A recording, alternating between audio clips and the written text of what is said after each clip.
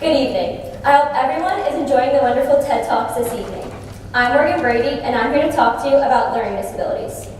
I'm going to ask all of you to reflect on a time you were judged because of your hair color, eye color, or clothes you wore. At that time, you probably felt helpless. You probably felt as if there was nothing you could do about it. But in reality, you could have. You could have dyed your hair, bought colored contacts, or even bought new clothes. So I want you to imagine what it feels like when you get judged because of something on the inside, not on the outside, a learning disability. I know how you were saying I would never make fun of anyone with a learning disability, but if any of you have ever used the word retarded, you're making fun of these students without even realizing it. The definition of the word retarded is someone less advanced physically, socially, or mentally. So I don't think it's okay that you call your friend retarded just because they made a mistake. A recent study showed that 4.6 million school-aged children in the United States had a learning disability. That's 10%. So you might be asking yourself, how if every 1 in 10 children have a learning disability? How do I not know? That's because having a learning disability, nothing gives you away. There are some learning disabilities, such as dyslexia, auditory processing disorder, and motor deficit, where these kids just look like your typical kids. However, there are some learning disabilities, such as Down syndrome, where there is a noticeable difference to the eye. Even though these students might not look like us, that doesn't mean they're any less than us. They still feel the same emotions we do and enjoy the same activities we do. To give you a moment to think about this, I'm going to tell you a story about my friend. We will call him Joe. Now, Joe lives a normal life. He goes to school every day, watches TV, does homework, and gets involved in hobbies like any of the rest of us. Me and Joe are actually in an environmental club together. However, Joe has a learning disability, which sets him apart from us.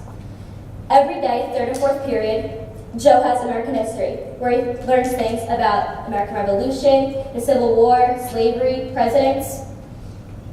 And every day when I see Joe, my day gets better. I smile when I see Joe in the hallway, when he runs up to me, and when I run up to him, I see him smile as well. Hearing about Joe's normal day, does it feel any different than your typical day?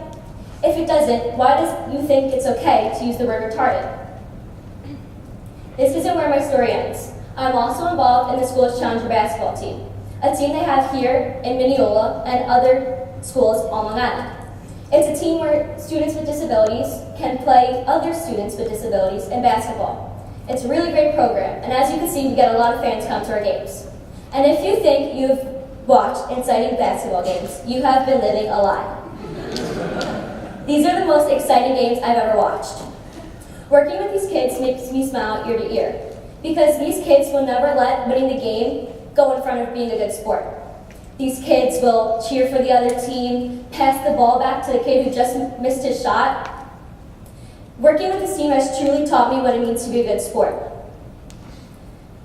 After hearing this talk, I hope that you guys stop using the word retarded. It's not a nice word, and maybe if you hear your friends say it, just say to them, hey, I don't think it's cool that you're saying that. A great way to keep this pledge is by visiting the rword.org. It's a great website where hundreds of thousands of people have already pledged to not use the word retarded.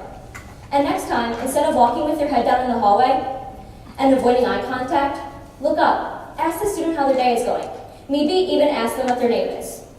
This memory will last a lifetime with these students. I hope that after listening to my talk, you now look at students with special needs in a different light.